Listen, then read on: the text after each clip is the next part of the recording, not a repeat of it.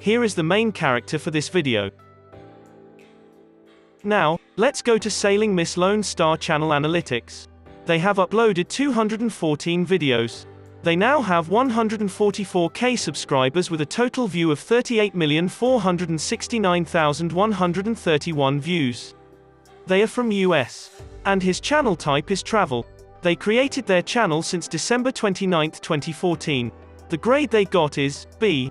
They ranked at 33,828th in US and 1,530th in travel. Next, the daily subs for Sailing Miss Lone Star is around 200 with a daily view of 73,390. Now let's talk about how much money they are making on YouTube, and this is going to be an estimate. So, the daily view is 75,000. A YouTuber will get $4 every 1,000 views. Therefore, the daily earning will be $300.